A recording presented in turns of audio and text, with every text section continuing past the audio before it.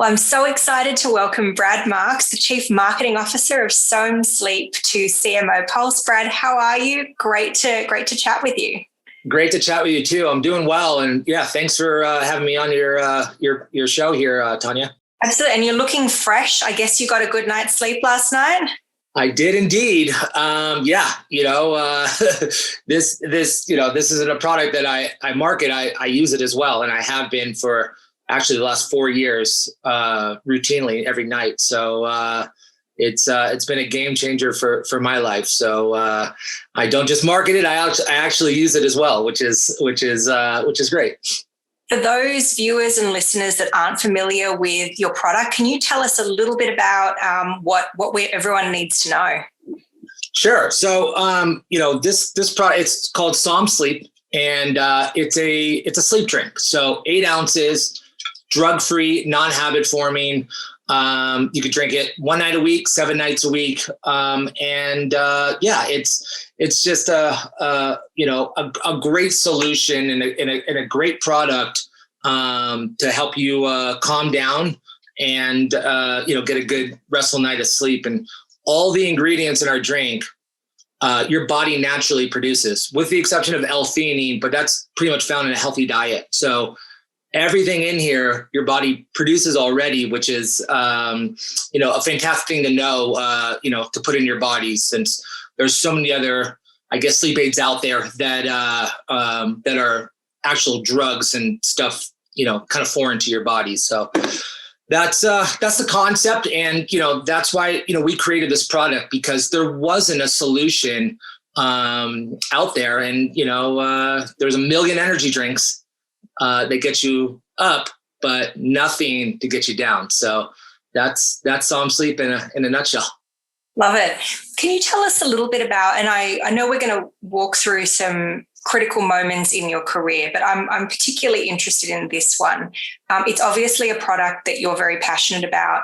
Can you talk a little bit about your decision to join SOM Sleep, what that was like for you? And, I know that you've also been heading up marketing, through the whole pandemic and all of that. So can you speak a little bit about what that experience has been like and what personally made you make that decision?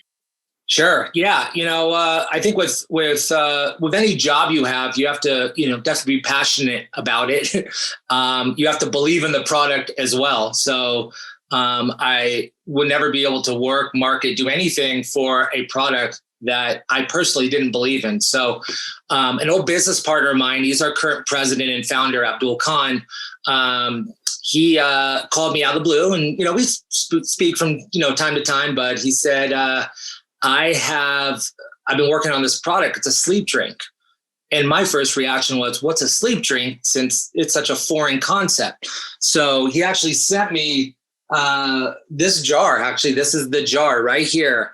It came in a glass bottle, no label, as you can see. It just, or no nutritional facts. This is it.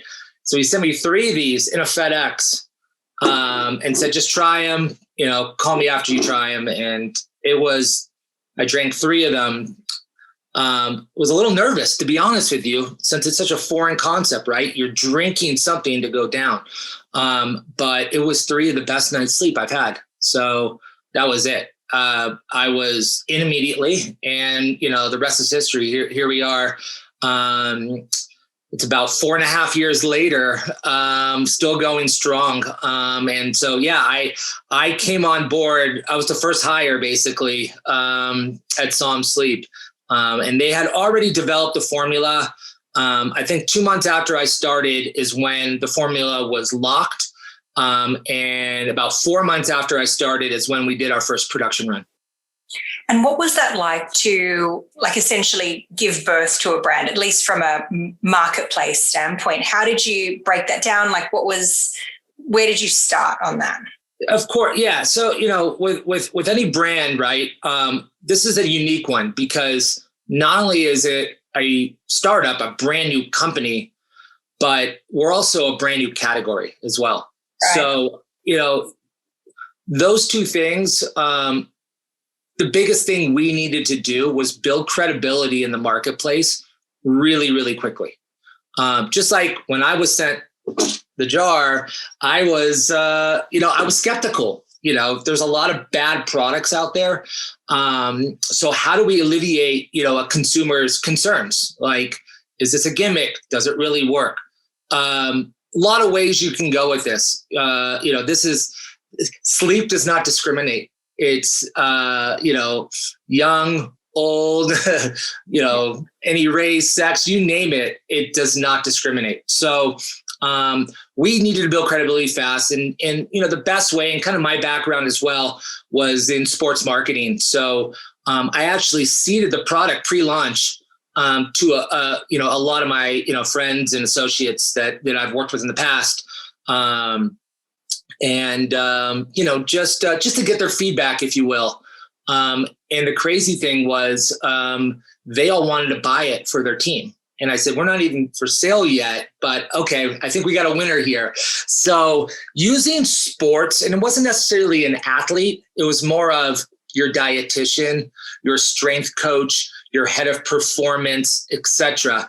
And getting them behind our product, since they are the best of the best and they work with the best of the best. So really, we didn't know what to expect when we seeded this product initially, but it really, we knew we had a winner because we knew we were drinking this product for months and we knew how well it was working for us. But until you get feedback from, the top of the top, you don't know yourself. So once that happened, that was the direction we were going to go in. And to this day, we still utilize, a ton of different teams and sports and whatnot. And, it's been great. And having these credible individuals, some of them are even on our advisory board now, that work with, world-class athletes, actors, etc. is, it's really telling, and it really helps us tell our story and bring credibility to our product.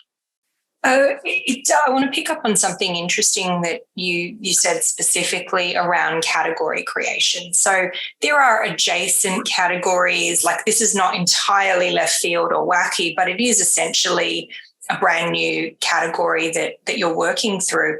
How did you approach that differently as a marketer, where you're not only educating on a brand and a need and features, benefits, but you're actually, kind of educating the average consumer on sleep and, making sure that you're not pigeonholing the product to be like, hey, this is just if you're having problems with sleep, as opposed to, hey, this is for everyone who sleeps, which is pretty much everyone, like how did you break that down? It's a great point you bring up, because actually when we launched, we kept referring to our product as a sleep aid, right? And which it is, but it's also more than that. Personally, I don't have sleep issues at all. I use it as a routine-based, system for myself. So just like I put my kids down at 8:30 at night, I put myself down at 9:30. So I drink mine. It takes about 30 minutes for the drink to kick in. So I drink mine usually around 9 or 9:30, and I'm out cold before 10 o'clock. In fact, last night I actually fell asleep at 9:10 p.m., which I would never be able to do in a million years.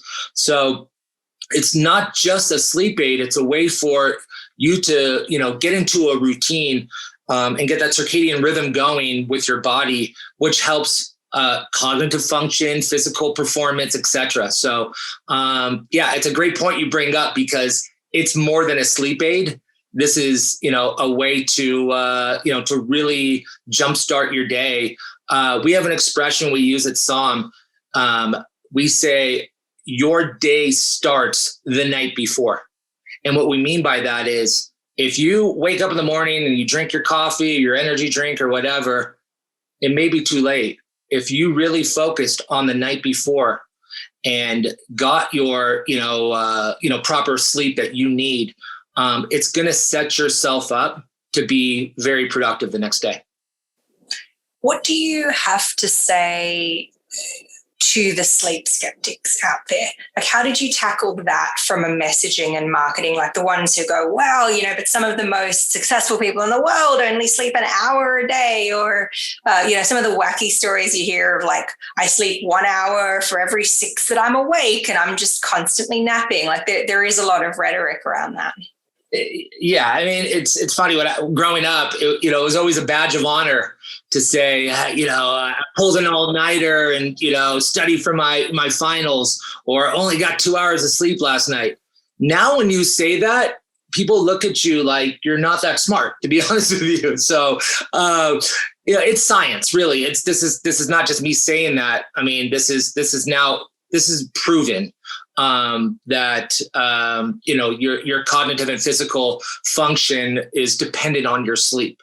And to the people that say I only sleep 3 hours, or you're really not doing yourself a service. And I always tell this story, which I always thought it was kind of funny. But Elon Musk, I remember, came out and said he only sleeps 2 or 3 hours a night, and sometimes sleeps under his desk. And he got crushed out there in the media because, people said you can't be a leader by only sleeping 2 hours or 3 hours a night. So, it's science has proven this. And I think people now, it's not we're not in a world now where people are, they're understanding the value of sleep more than they ever have. So when it comes to that, part of the business, I think we're already there. Where we are unique is, you're drinking a liquid to go to sleep at night, which right now seems a little bit foreign, but not that long ago, Red Bull came out with an energy drink, the first of its kind. Right. Before that, the way people consumed energy was through coffee or an energy pill. Think about that concept. Who takes an energy pill nowadays? Nobody. Nowadays, melatonin pills are very prevalent, probably the most prevalent, sleep formula at the moment.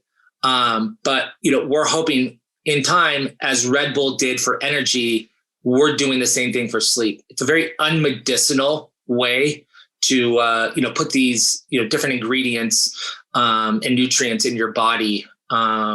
That it's basically the opposite of a Red Bull. I think that's a nice approach, right?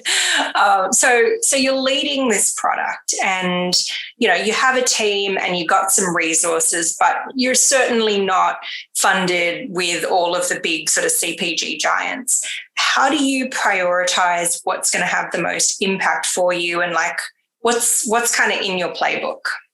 Yeah, I consider myself a very untraditional marketer. My career path is not of the norm, I would say. Working, starting my career at a talent agency, actually, and producing films. But I feel like everyone's a marketer, and it's just in a different capacity. Whether you're marketing people or brands or whatever, with SOM, not being, heavily funded. Yeah, we are an early stage startup. You have to get really creative. 20, 25 years ago might not be as easy as it is today. But there's a lot of different ways to market the product, and social media is a huge part of this. There's very alternative ways than your traditional marketing approaches, which is spending tens of millions of dollars on TV, radio, etc. So you guys outside the box, and it's there. It's for the taking. It's just you gotta search and you gotta find it.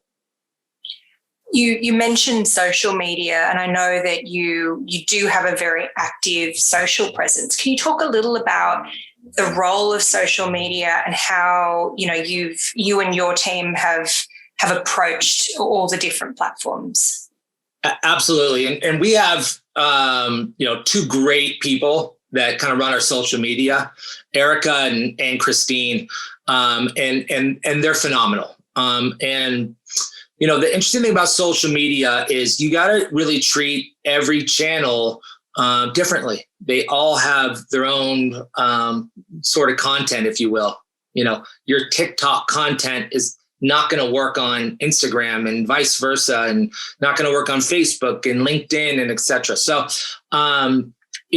it's really about finding that niche, we call it, and what's working. We've had several videos go viral in the last year on TikTok.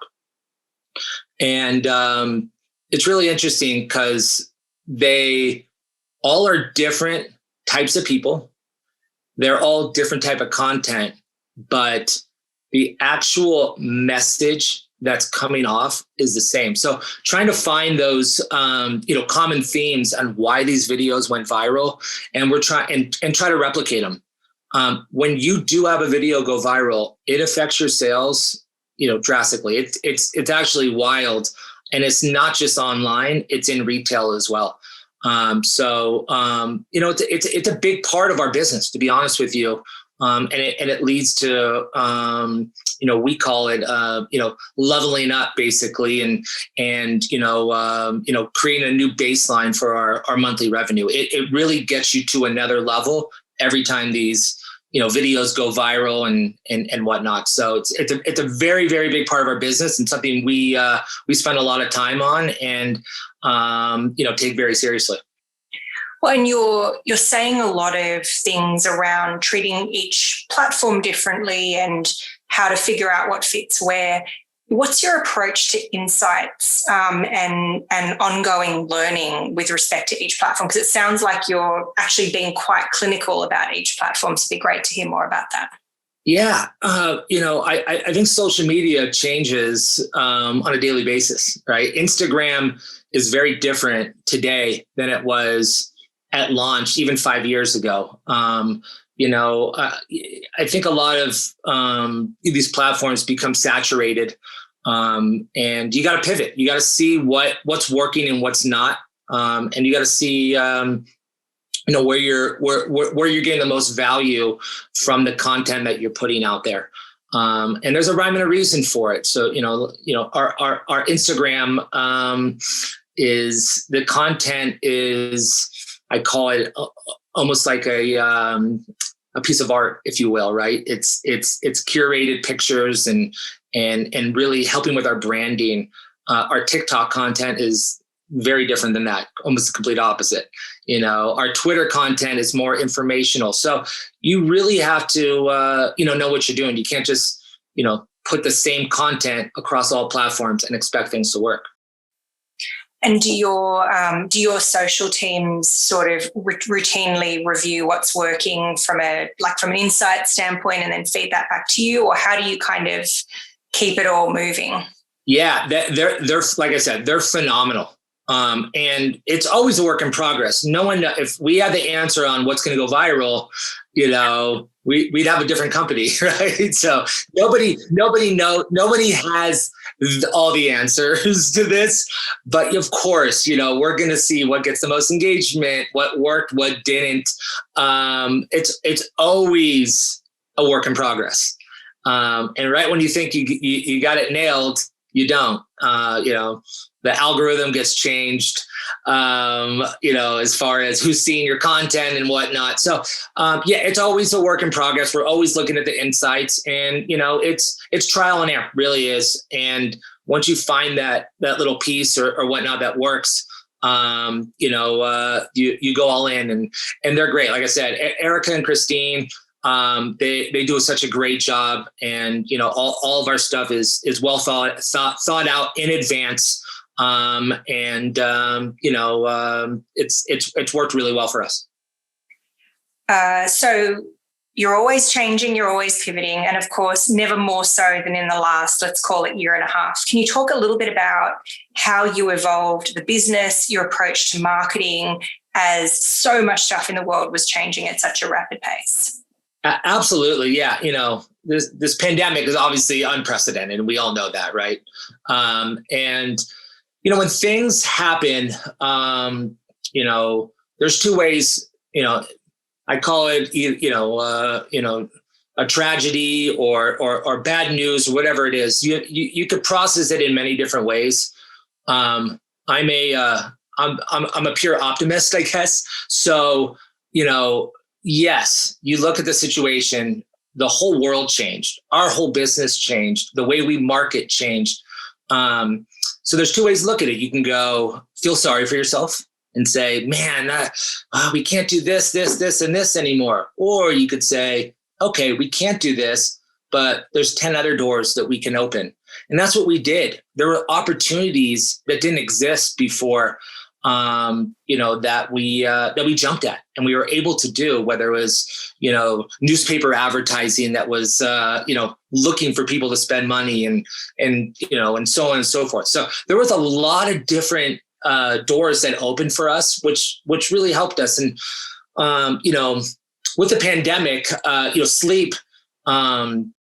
sleep, getting proper sleep affects your immune system. And the goal, obviously, for all of us, as everyone was, taking vitamin C and vitamin D and zinc and all these other things to keep their immune system strong, sleep is at the forefront of that. So where sleep used to be a luxury, if you will.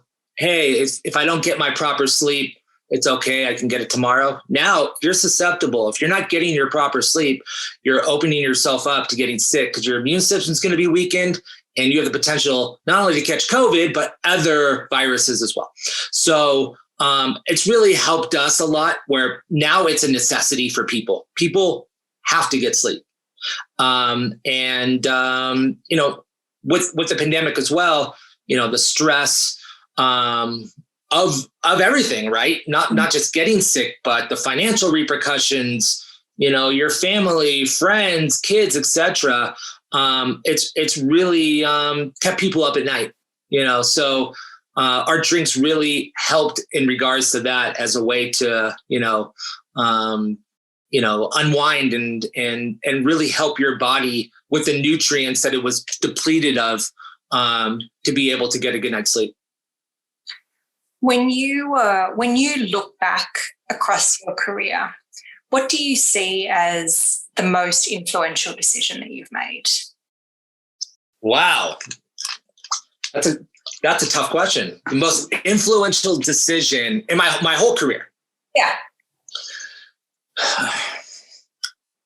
I really can't pinpoint one decision, to be honest with you. And I don't really look at, I think every experience that I've ever had or every decision that I've made has led me to where I am today.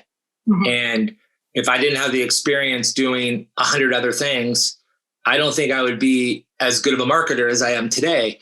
So I really wouldn't pinpoint one actual decision. It's a combination of everything. And I think, the good, bad, and the ugly has led me to where I'm at today. And listen, I've done some great things. I've done some poor things. I've made a lot of mistakes. We're all human, but it's, I think it's important to really learn from, the mistakes and it's helped you succeed when you can identify the mistakes that you've made and improve upon that. Okay. So, all right. So then we'll let go of most influential, but what about like one of your top picks? Like what's something where you've gone, gosh, I was at a crossroads, I went this way and wow, like that played out this way and it taught me that. Yeah. I guess I could say, the transition. So I worked in entertainment for a very long time and it was, working with writers, actors, directors, athletes. I pivoted into a completely different business when I took a job at Muscle Farm, which is a sports nutrition company. So that was really my first, experience at a pure CPG company. I had worked in CPG, but This was, at the time they were doing 180 million in sales. So this is a real big business. And to come in, not actually physically worked in that industry was a big pivotal moment for me and something I just fell in love with immediately. And I'm still going here and not finished yet. So, but that would probably be the one, kind of moment that's led me here and really changed the course of my career.